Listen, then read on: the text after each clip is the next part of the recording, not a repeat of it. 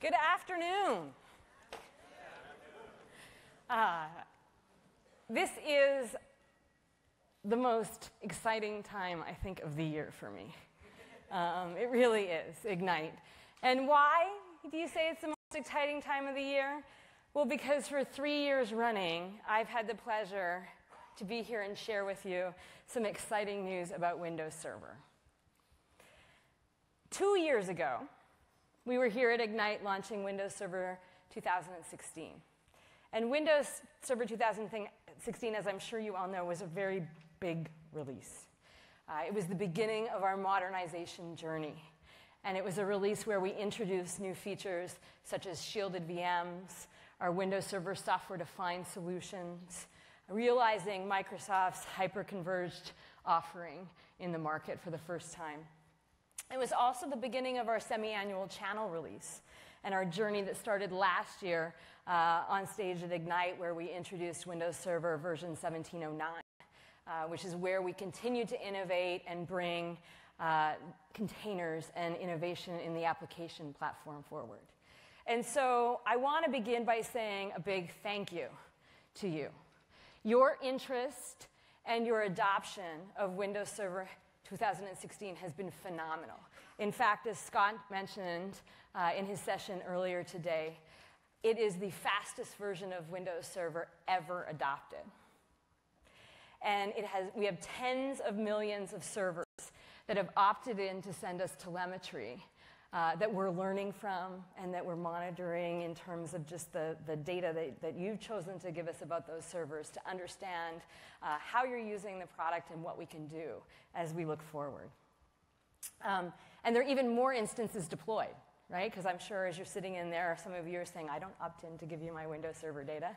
I'd encourage you to do so because it does give us valuable information about what roles you're installed, what server hardware you're running on, that we can actually improve the reliability and performance of the platform. But the momentum is just tremendous. And customers large and small across industries and around the globe are taking advantage of Windows Server 2016 to run their business. And so what are they using it for? What are some of these maybe scenarios that you're familiar with? Security, modernization, increasing productivity. So here are three quick examples. Modus Link helps companies across many industries manage their supply chains and logistics. And they deal with different regulatory requirements. And so shielded VMs are helping them to meet these requirements as well as increase the security of their customers' data. Alaska Airlines is an example of an organization that was able to improve the shopping experience for their customers with microservices, Microsoft Azure, Service Fabric, and Windows Server Containers. And so Windows Server Containers, in their instance, provided the ability to develop .NET applications in isolated environments that could be quickly set up, used, torn down, and then really increased the certainty that with each deployment they were going to be in a clean state. As Youth Villages, they're a US-based nonprofit that helps more than 20,000 emotionally troubled children and their families live successfully each year. And to them, reducing their infrastructure cost and complexity means more resources and more time for their professionals to spend with the young children in need. And that is what Storage Spaces Direct in Windows Server did for them. Lastly, Lindsay. Lindsay manufactures and markets water management equipment and services, including irrigation systems, pump stations, filtration, controls that are designed to increase and stabilize crop production while conserving water, energy, labor. And they also provide efficiency benefits in various industrial applications. With Capstone as their SI partner, the modernization effort using Docker and Azure allowed Lindsay the ability to scale quickly to meet their business growth and their customer demand. But what I find more interesting is that with Docker Enterprise, Lindsay was able to accelerate the cloud migration of their legacy applications. And I'm sure many of you in this organization have those type of applications that are core to your business, that you're maybe not doing active development on, but that you still need them to run. But you want to bring them into that modern world that we live in now. And that enabled them faster time to market, elastic scalability, high availability. But ultimately, to me, it's the impact of that. And the impact of that is that the global impact over time is that 700 billion gallons of water and 1.2 billion kilowatt hours of energy will be saved by 2022. So in today's global environment, that is a huge impact that we all can contribute to in terms of the technology that we're providing. Now, why has Windows Server 2016 been the fastest adopted version of Server to date? Well, I fundamentally believe that the source of the momentum is that it's fueled by one simple fact. And that fact is that the investments we made in the product are directly aligned to the key challenges that we see in the industry, in the market, and that you experience on a daily basis. First, the persistence and creativity of bad actors is pervasive. And so companies are required to invest in modernizing their infrastructure and in the tools to help them stay ahead of those bad actors. Second, enterprises want simple solutions that enable them to reduce cost and to do so without sacrificing performance and reliability. And as a result, hyper-converged infrastructure is one of the hottest trends we see in the server industry today. And I'll talk about this a little bit later. But customers understand the value of using mainstream servers with highly performant local flash to run their compute and storage needs at the same time on the same infrastructure. Enterprises are adopting digital transformation to engage their users, to offer competitive products, to empower their employees, and improve operations. And to drive this transformation, developers need a modern platform that helps them deliver innovation at the rate of changing business demands. And that is where the innovation in our application platform has come in. And finally, the move to the cloud is a journey. And at its core is a hybrid strategy that combines on-premises with the cloud environments working together in what enables businesses to leverage in a way that enables businesses to leverage their existing investments and embrace the future. And that is why hybrid is a core principle of our product design and engineering. Hybrid is built in. And while many of you are adopting and deploying new applications and services into the cloud, you want to integrate that with your on-premises investments to reduce cost, to drive better protection, to improve security. And our strategy within Microsoft is hybrid, right? Microsoft Azure Stack is an extension of Azure that brings the innovation of the cloud computing to build and deploy hybrid applications anywhere. With Azure Stack, you can build and deploy Azure Web Services, containers, serverless computing, microservices architectures to update and extend your legacy applications while using a consistent DevOps process in both cloud and on-premises deployments.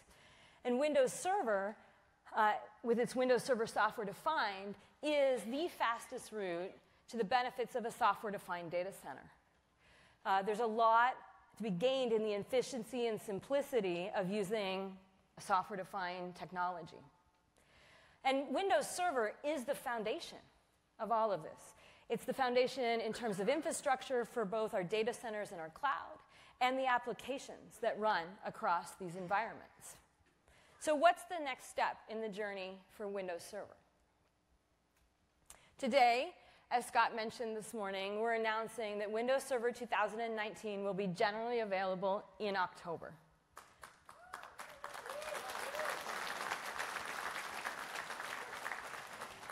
Windows Server 2019 builds on all of the investments that we made in Windows Server 2016. So it's not this radical new operating system, although we've really learned from your feedback and embedded that into how we take forward. And in today's session, we're really going to give you a tour of the investments that we have made that really help you modernize your data center. Windows Server 2019 is a long-term servicing channel release. That means that it will be supported for 5 years of mainstream and 5 years of extended support. So it's more of that traditional server release that you are familiar with. And the cool thing is that it accrues value from all of the semi-annual channel releases that we've done to date, right? So if you've been focused on Windows Server 2016, you haven't taken a look at the improvements in version 1709, version 1803, now is your time to look at those because they've all been integrated into Windows Server 2019. So let's take a look at each of these areas in action. First, hybrid. So according to a study that Microsoft did, 91% of enterprises see themselves operating hybrid clouds for the foreseeable future. And it's interesting because 84% have a hybrid cloud strategy in place today. And that's actually up from 55% just a year ago. Right? So we're really seeing that this is core to how enterprises and our customers are thinking about moving their infrastructure forward. And our investments reflect that reality. We've deeply integrated Azure services into both Windows Server 2019 and into Windows Admin Center. Windows Admin Center, this is one of the products that when you get to work on them, it's a highlight, I would say, of maybe your career. And if I look at Windows Admin Center, it is the fastest growing Windows Server management product of all time. So since it's released in April, we now have over 1.7 million server instances that are under management using the Windows Admin Center. And again, that's only the instances that we know about where you have opted in to send us telemetry. The Windows Admin Center version 1809 is generally available today, and it includes support for all the new features in Windows Server 2019, such as storage migration services, and I know Jeff did a demo of that this morning in his mechanics and web seminar, and that got strong response. And storage migration services enables you to move your old file servers to Windows Server 2019 or to Azure. Last year at Ignite, I was on stage and we introduced the Azure File Sync. Azure File Sync allows you to use your on-premises Windows file servers as hot caches, and to do that with virtually unlimited storage in the cloud. And the response from you has been amazing. But there's been one overwhelming request, and that one request was for more. We had a steady stream of customers that have had 20, 40, 50 terabyte file shares who want to sync with Azure and use Azure's bottomless storage. So today, we are announcing that Azure File Sync will support 100 terabytes per share. That's pretty amazing.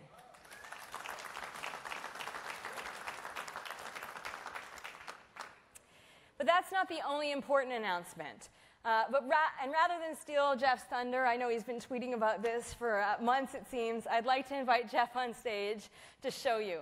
I don't think I can contain him 1 minute more, so take it away, Jeff. Thank you, thank you, thank you. Woo! How's everybody doing? Oh, come on, we can do much better than that. How's everyone doing? Oh my gosh, I've been waiting for Ignite for so long. There are so many secrets we finally get to tell, and this is one of them. Azure File Sync. So she just told you 100 terabytes. That was the most requested feature. Do you know what the number 2 requested feature was? Admin Center support, of course. Wouldn't it be great if you could now use your file servers on premises as a hot cache, but also have that easy integration and control through Admin Center? So let me show you. Here I have Windows Admin Center, and I'm logging into this server. And you can see I'm going to click on this brand new sneak peek for the first time ever, the Azure File Sync WAC Admin Center integration. So take a look here. Now the beauty of Admin Center and the beauty of File Sync is its simplicity. You literally install an agent on your file server, you configure it to Azure, and then there's really a couple settings you set. What are the shares you want to sync, and what's the tiering policy? So for example, if I've got a share, I want to say, I want this share to be 40% of it has to be free at all times so that I have lots of headroom for more growth. Okay, then we will automatically tier that up for you. Well, now here in Admin Center, you can see that this server is in fact registered with Azure. You can see the version of the agent. By the way, you'll be able to install the agent directly into the file server without having to go through anything. All of that, one click right here through Admin Center. All of the links to the Azure portal on the right-hand side for those links. If we want to dig in deeper, let's take a look, for example, at the sync groups. Now again, the other important thing you want to understand is what of my shares are being filed, are being synced. So guess what? We give you a list. Here I've got G, F, and H. You can see the names of the sync group. You can see how they're being synced up into Azure.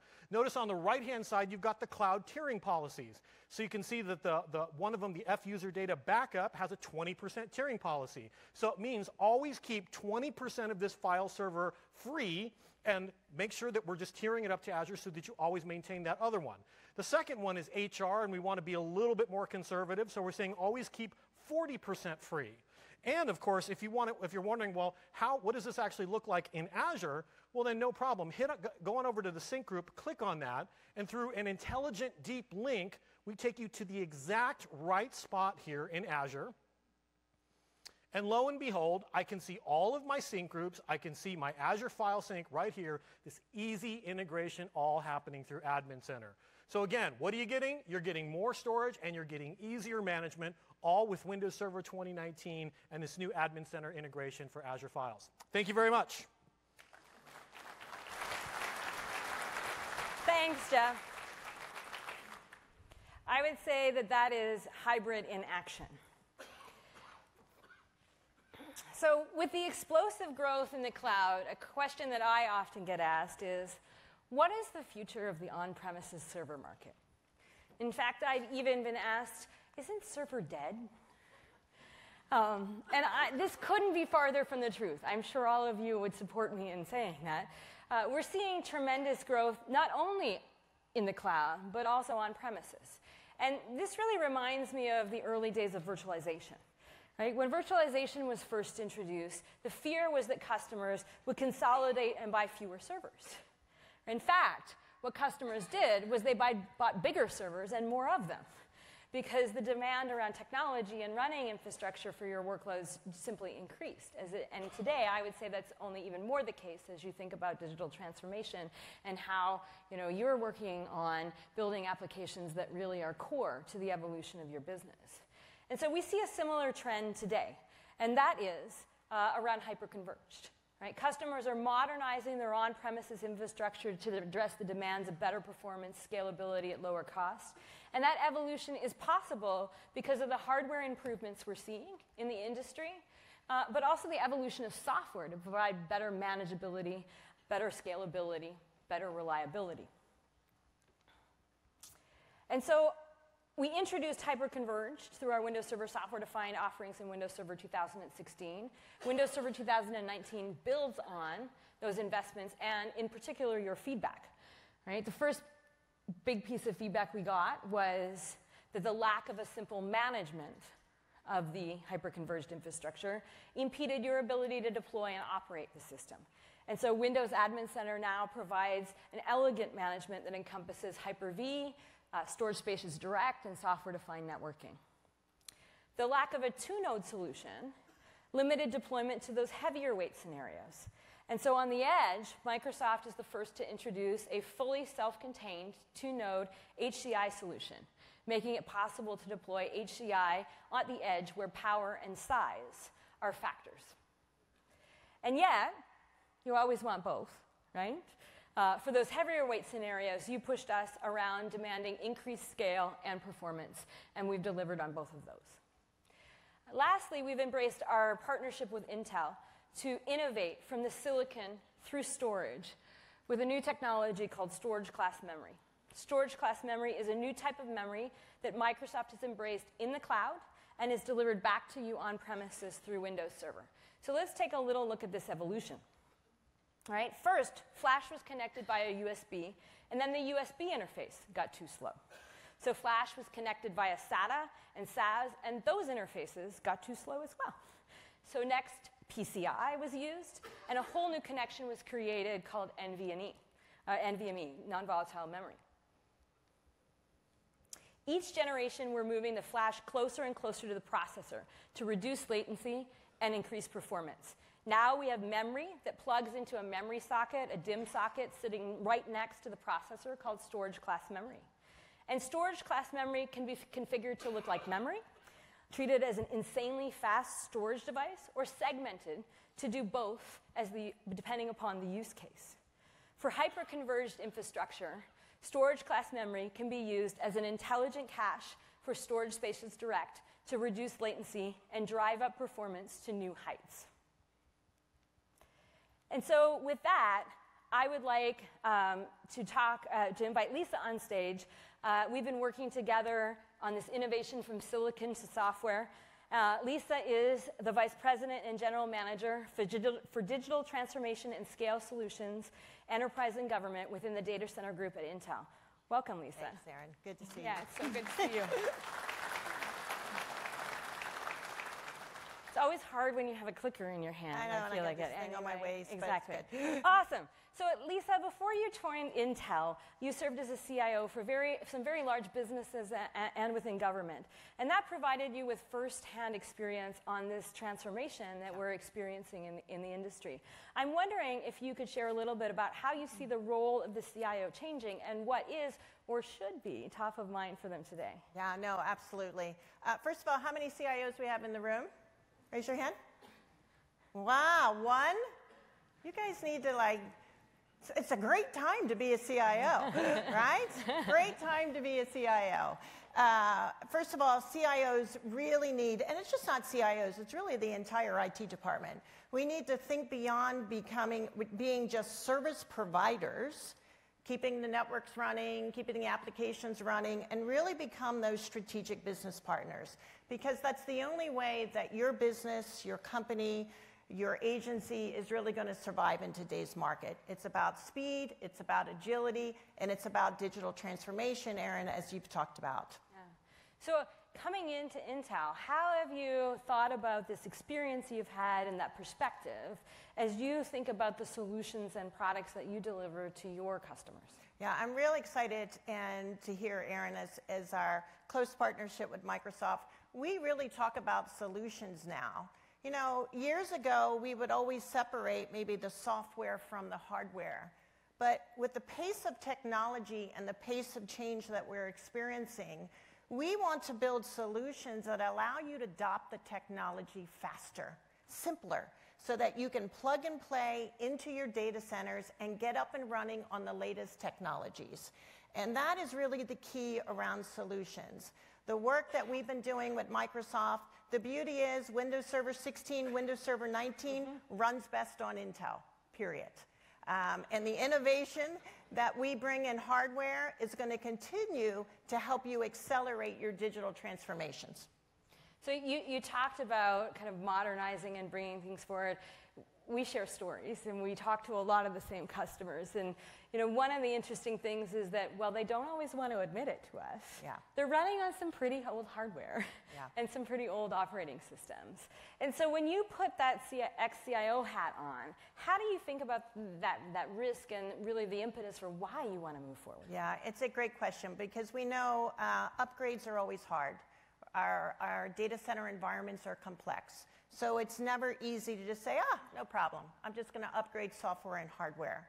But the key is, first thing that comes to mind when I look at those running on Haswell and Broadwell technology, our new Xeon scalable family, our processors, we essentially improve platform security, we've increased performance by 40%, and we've given you back almost 60% in TCO.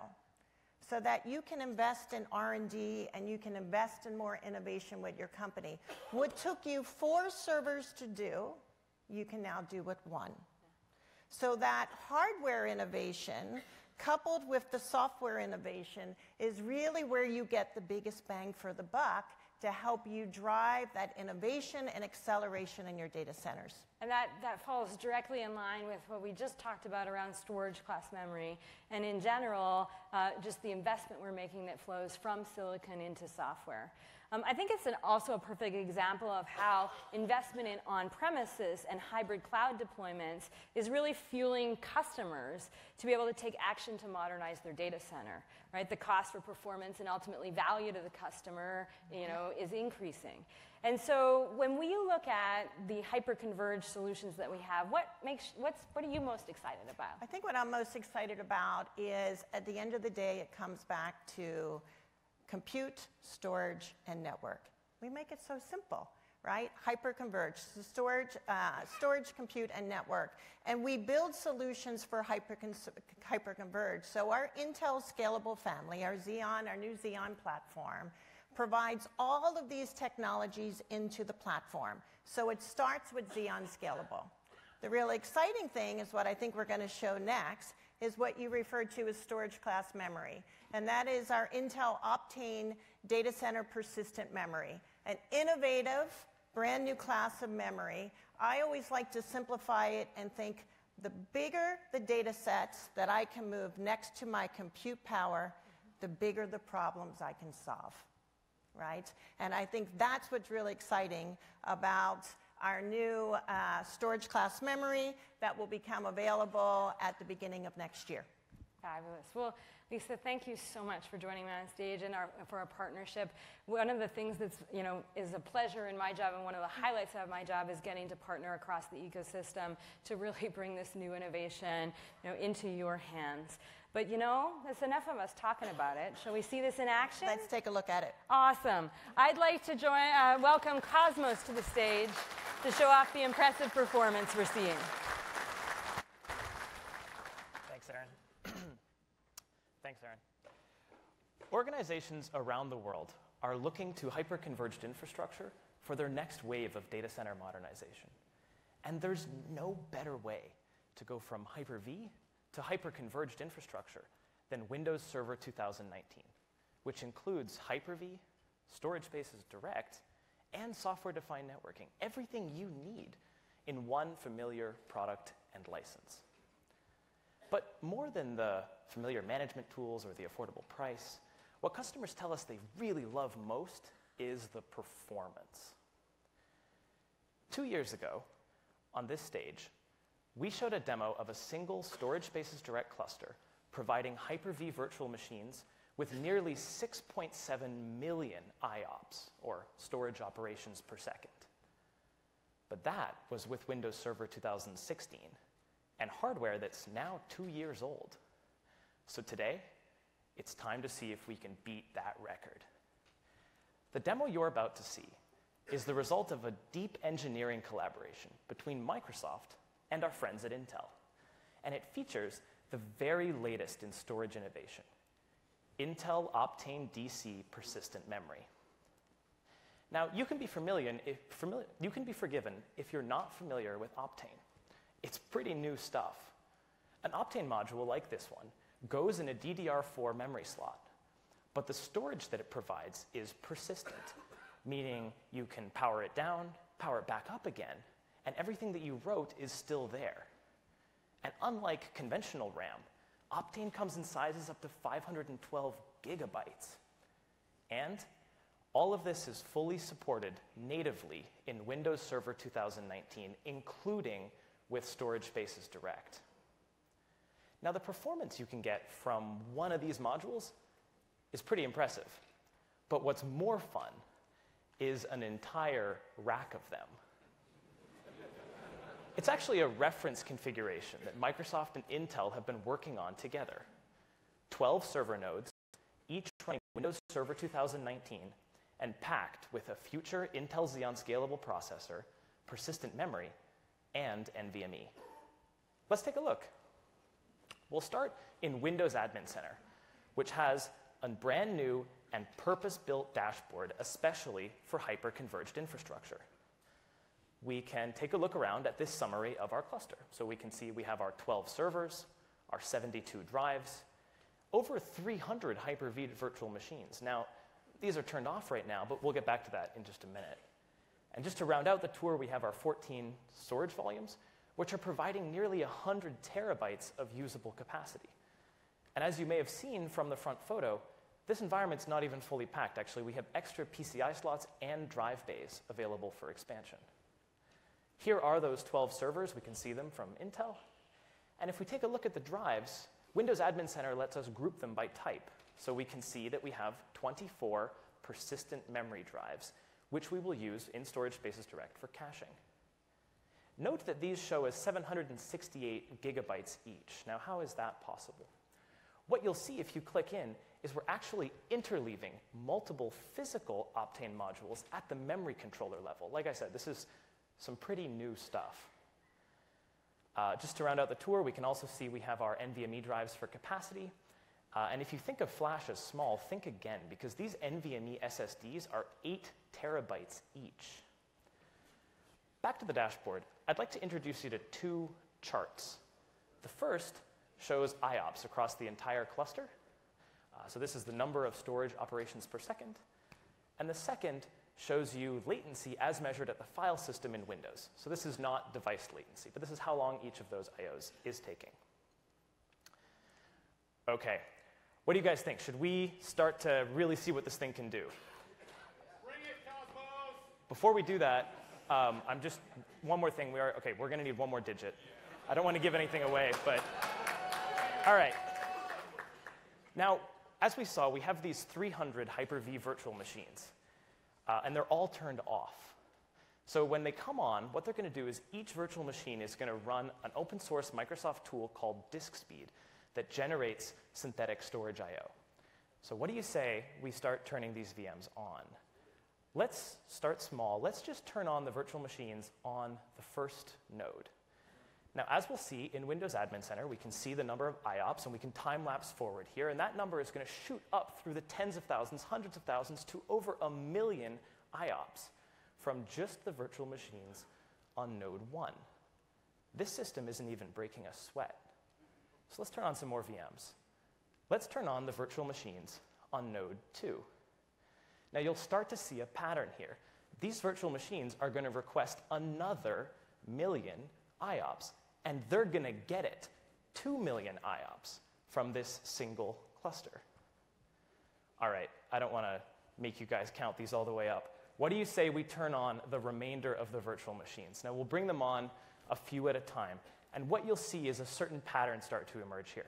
No matter how many storage operations these virtual machines request from this hyper-converged cluster, they are able to get it through 3, 4, 5 million to our previous record of 6 million IOPS, and continuing onward and upward, 7, 8, 9. Here's a big milestone, 10 million, 11 million, 12 million, 13 million 4K random read IOPS. Folks, that is our new record, and we believe the industry record for any hyper-converged platform.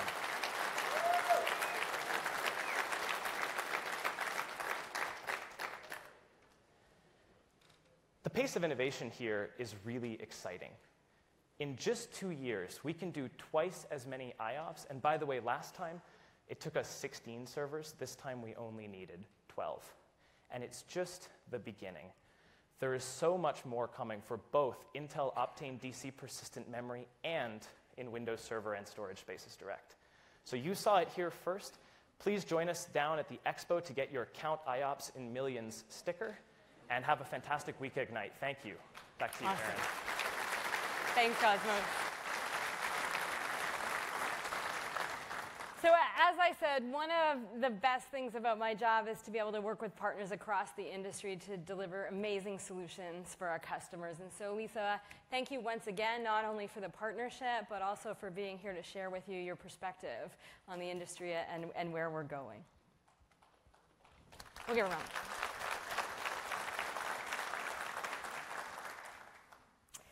So speaking of partnership and how software and hardware deliver value to customers, I'd like to thank our 13 partners that we have today participating in the Windows Server Software Defined program. Windows Server Software Defined solutions are the easiest, most reliable performance solutions for you to implement hyperconverged in your environment. The Windows Server Software Defined program delivers validated solutions from our hardware partners, and so you can get the fastest time to implementing HCI in your environment. I'd encourage you to attend the HCI showcase that we have in the Windows Server and System Center area of the Expo Hall. We have several of these solutions on hand, and you'll be able to see them in action and talk to those behind the engineering of these solutions. In particular, among our partners, I'd like to give a special thank you to Fujitsu who is launching their Windows Admin Center integration here at Ignite. If you're a Fujitsu customer, this extension helps bridge your hardware and software together in one console and helps you with troubleshooting and management across the entire system. Another partner that I'd like to highlight is DataOn. DataOn earlier this year launched their Windows Admin Center in an extension, but it's been significantly updated in their version 2 and is available now. So we've talked about hybrid, we've talked about hyperconverged. Let's turn our attention to security. You know, Microsoft's approach to security is based on 3 pillars: protect, detect, and respond. In Windows Server 2019, we continue the journey we started in Windows Server 2016 to help you protect your identities, the operating system itself, and the virtualization environment. As an example, Shielded VMs helps you protect secrets inside VMs from insider threats and malware. And we heard your feedback in Windows Server 2016. And in 2019, we're adding support for Linux VMs. So Linux shielded VMs, if you're running Linux on your Hyper-V platform, you'll now be able to take advantage of those same security benefits. On the detect and protection front, we've brought native integration with Windows Defender Advanced Threat Protection, or ATP. Some of you may be familiar with ATP. It was first delivered through Windows 10. And like a number of other platform security features, Windows Server now benefits from the same level of comprehensive, built-in, and ongoing security protection. ATP gives customers access to deep kernel and memory sensors that enable ITE to detect and respond to threats. And so to showcase another security feature that we have in Windows Server 2019, I'd like to invite to the stage Dean Wells. Thank you very much. So I don't know about any of you, but would you like to follow Cosmos' demo and then talk about security, which is only really functional when you don't see it do anything? The hell do you follow that? All right, well, let's kick straight into it. So what I want to talk to you about now is protecting virtualized workloads. We've been harping on this for quite some time, ever since Server 2016, and we are still the only brand on premises in the market that can offer these technologies. Specifically, we spend a whole heck of a lot of time putting firewalls in and VPN solutions on the perimeter, but nobody focuses on the attack vectors that are entirely unique to the moment you virtualize a workload. What happens when you virtualize a file server? Somebody gets a picture of your parents. What about what happens when you virtualize a SharePoint server? Somebody gets another picture of your parents. What about when you virtualize a domain controller? Somebody gets your parents' logon passwords and yours and the admins and then access to anybody else's folders because that's the keys to the kingdom. Look at the way that this thing shows data at this point in time. If we go down that graph there, you can see that in the physical model, admins have sort of appropriate access. The moment I virtualize it, suddenly disk admins, storage admins, like Cosmos, have access to things they shouldn't have access to. He has every picture of my parents and some that I don't have myself. It's a sad state of affairs. We need to be able to stop this. And we can do it with technologies that already exist in Windows Server. So I'm going to bring up some adversaries first. This one is me. You can tell, apart from the stubble, of course. I should have added that on, but I didn't have the time. So I'm endowed with permission to fully administer the entire fabric. I am, however, easily swayed by a box of Thin Mints. Can anybody tell me what those Thin Mints are, since I'm from England? What's the brand? After Eights. I heard the English accent there, After Eight. Yep, that's the one. If you buy those for me, I will give you whatever you like.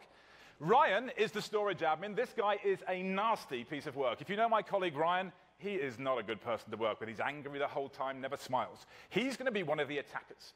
So here's the first attack. Ryan wants a raise because the odds of Erin signing off on one for him for actual work is slim to non-existent. So he's going to go ahead and give himself a raise. How's he going to do it? This is where we get a little bit technical now. So pay attention. This is actually technical. I'm not even setting this up to be sarcastic.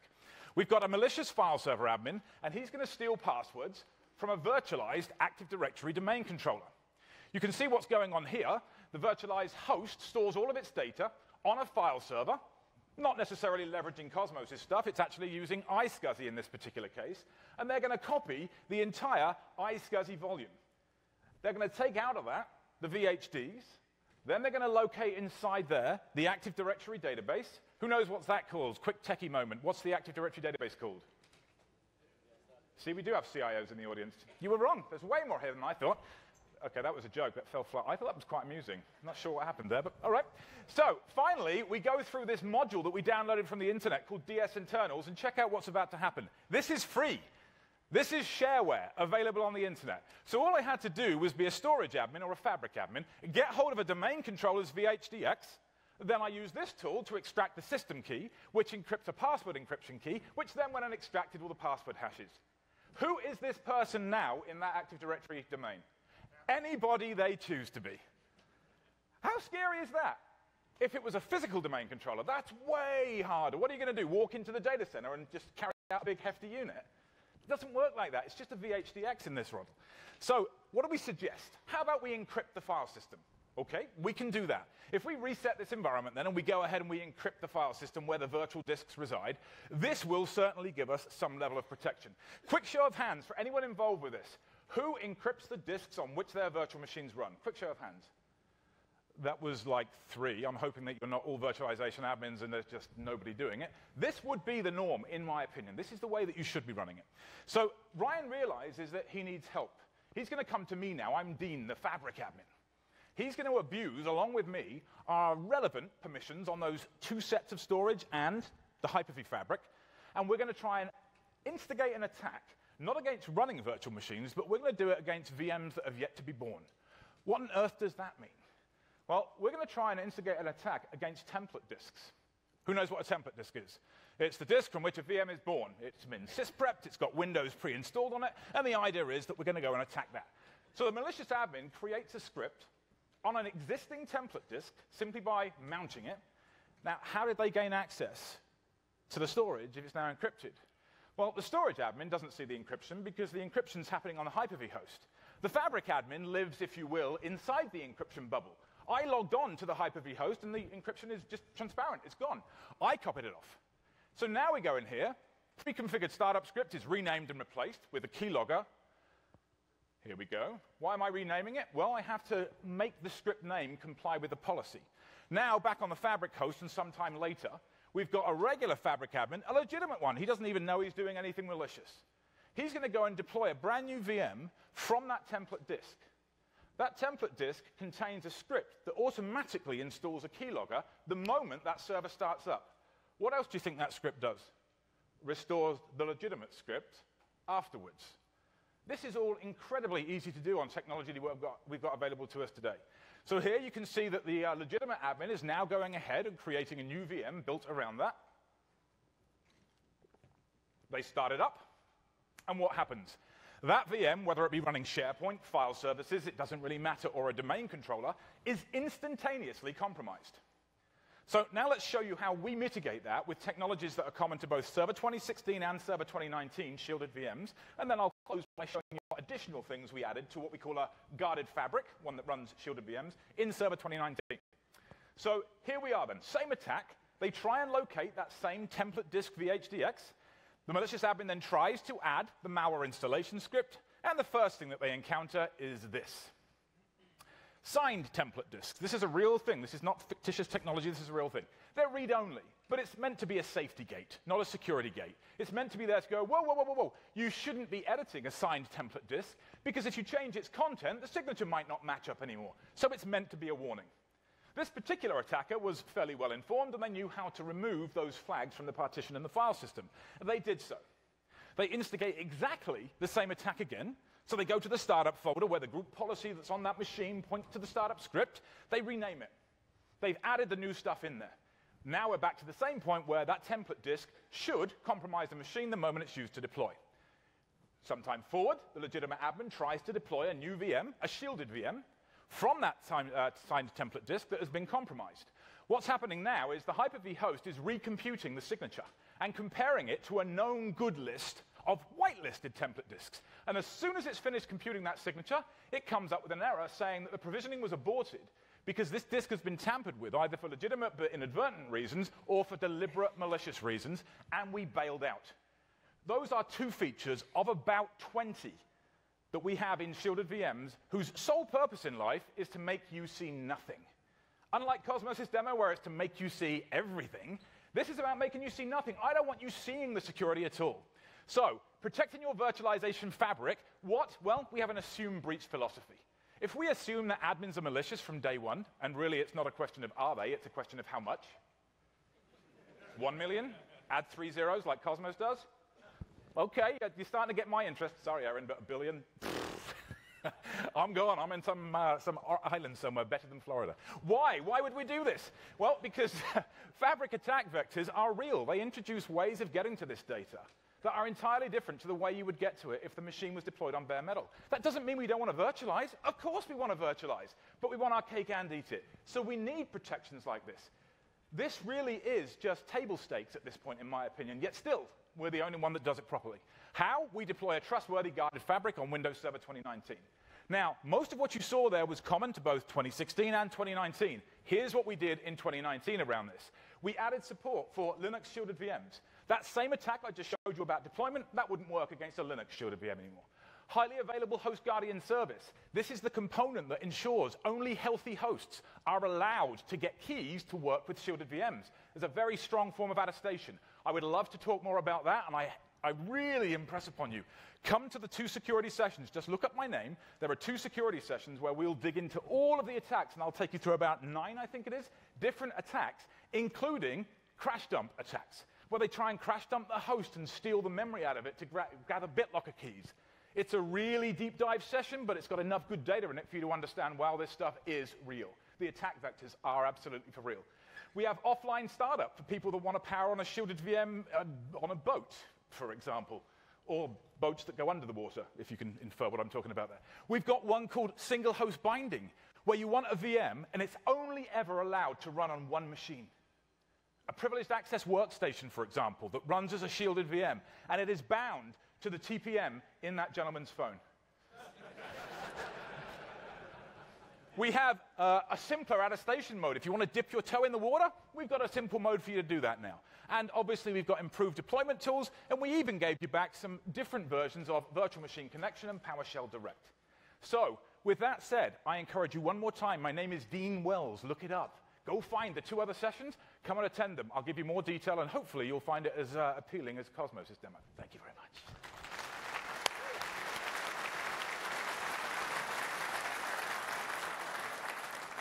Thank you, Dean.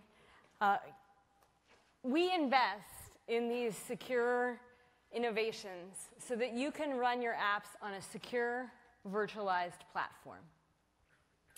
And we launched containers in Windows Server 2016. And since then, we've come a long way. If you are a DevOps team that's on the semi-annual channel, which offers a faster release cycle and faster innovation cycle, you must have noticed the continuous improvement in container images. Container networking improvements, the Windows subsystem for Linux, the list is significant. And Windows Server 2019 cumulatively brings these semi-annual channel investment features and some more. Let me highlight a couple of those. Most notably, we added support for Linux containers, and we've greatly enhanced our base container functionality for orchestration with Service Fabric and Kubernetes. Of course, we continually drive down the size and increase performance for our server core and nano server images. And much of this is in support of modernizing your traditional applications. I definitely encourage you to look at the Modernized Traditional Application Program to modernize older applications with Docker and Windows containers. And to share with you how we've taken your feedback to provide you with the tools necessary to embrace application modernization and containers, I'd like to welcome Taylor Brown to the stage. Thanks, Aaron. Thanks, Taylor.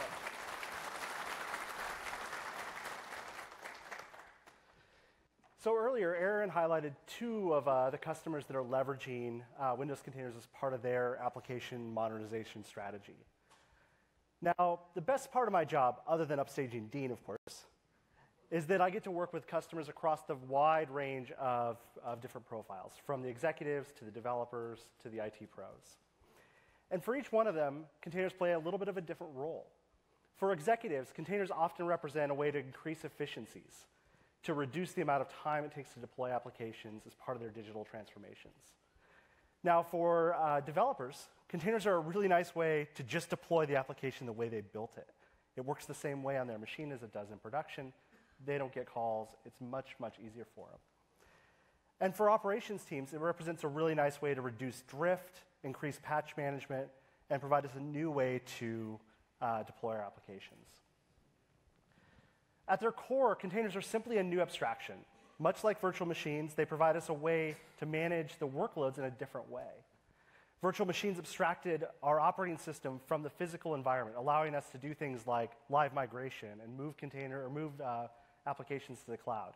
Containers are simply a new abstraction between the application and the operating system. And much like virtual machines, it's the tooling that's ultimately going to unlock the full potential of containers. Now today, a lot of that tooling has been focused around the developers. We hear things like Docker and Kubernetes and all of these things that feel a little bit like they're only for the devs. And every time I come to Ignite, I hear from all of the different operations teams going, hey, what do we think about this? How do we use containers? How do we integrate with this environment?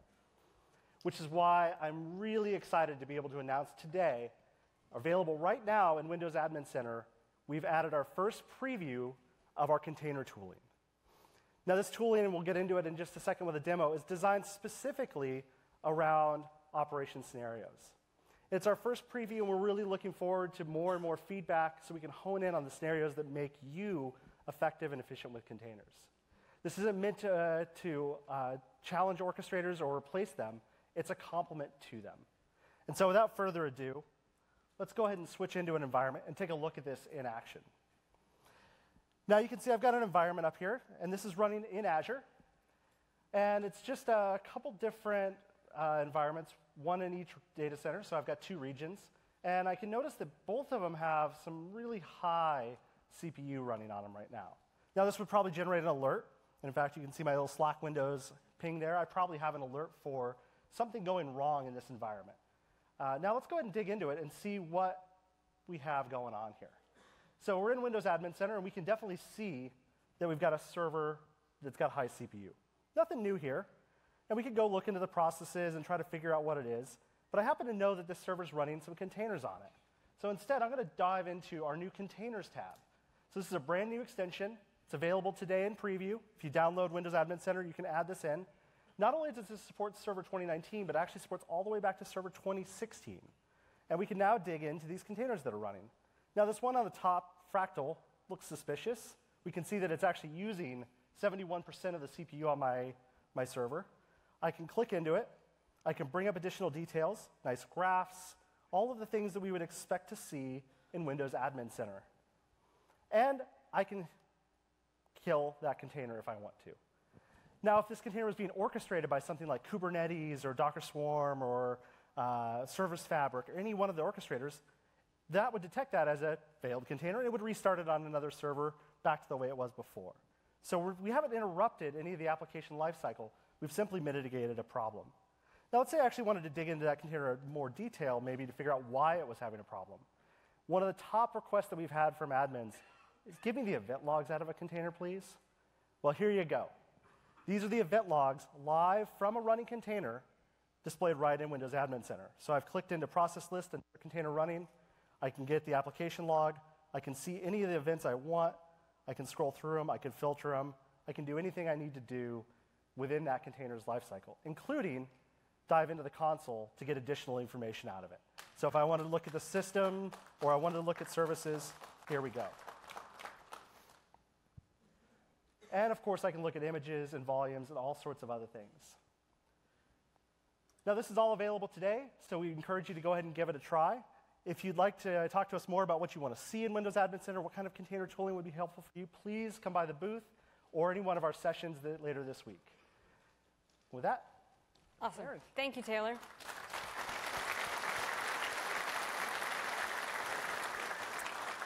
So Taylor focused on a lot of the new enhancements that we're adding to support modern applications. We also worked hard in Windows Server 2019 to support more traditional applications.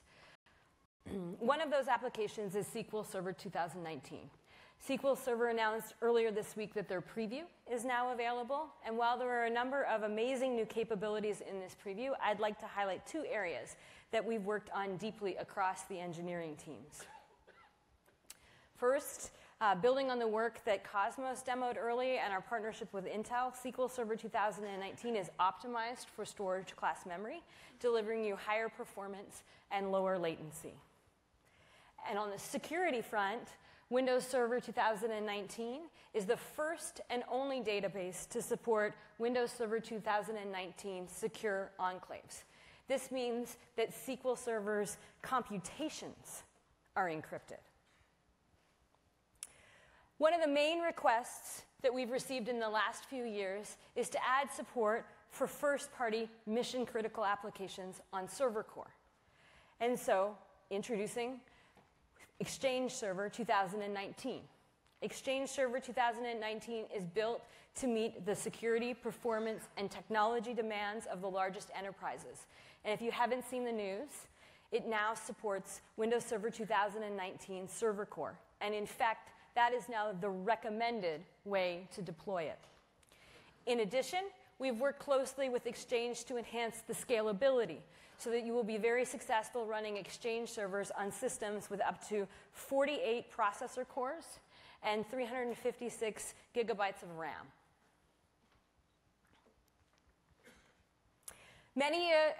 We know many of our Windows Server customers are using System Center to manage their environments.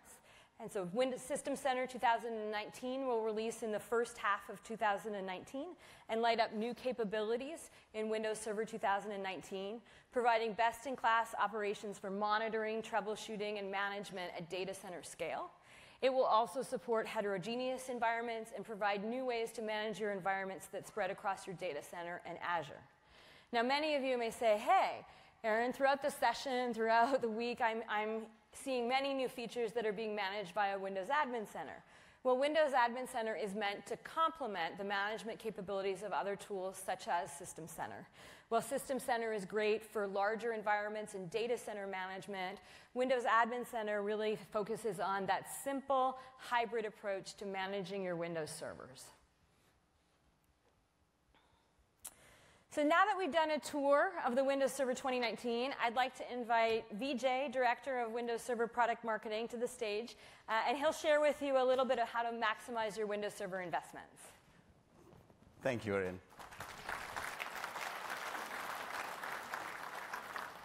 I'm honored to be here. Thank you. How do you follow all of these great speakers? Well, I get to talk about money, saving money. Well, you saw all of the great capabilities that we're bringing to you with Windows Server 2019. You also heard Erin and Lisa talk about all of the hardware and software innovations that we're bringing to you with hyperconverged infrastructure. But I'm here to tell you today on why you should upgrade to Windows Server 2019 now, or why you should plan your upgrades right away. We have in Windows Server 2008 and SQL Server 2008 some of the most popular versions of software. I know many of you have hundreds, if not thousands, of Windows Server 2008s out there. Well, end of support for SQL Server 2008 is coming in July 2019, and Windows Server 2008 end of support is coming in January 2020. There's not much time left, so you should start planning now for your upgrades. And we have options for you. If you're running your Windows Server 2008 VMs or SQL Server VMs in your environment, we want you to bring them over to Azure and run it here. What we're going to do is we're actually giving you free extended security updates for up to 3 years after end of support. You just have to bring them over to Azure and run them so that you can plan to upgrade your Windows servers to Windows Server 2019. We also understand some of you want to stay on premises for various reasons. You may be running physical hosts, or you may want some workloads to be running on premises. For those, we urge you to start upgrading right away to Windows Server 2019, or if you need more time, you can buy security updates for up to 3 years. And you're not alone in this. Today, we are unveiling an upgrade center. It's easy to get to. It's a web portal where we want to give you all of the information and the guidance that you need to upgrade to the latest versions of Windows Server. Here, we want to engage with you and fulfill your needs that you have to upgrade your servers. And we also want to connect you with various partners so that they can guide you through this upgrade motion.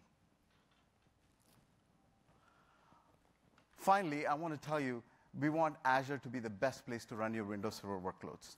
We've also made it the most cost-effective place to run your Windows Server workloads. Right? As you can see here, we have Azure Reserved Instances, Azure Hybrid Benefit, which gives you ability to reuse your licenses on Azure. Right? If you run the same Windows Server VMs in AWS, for example, you'll be paying up to 3 times more. What more? If you're running Windows Server 2008 and SQL Server 2008 VMs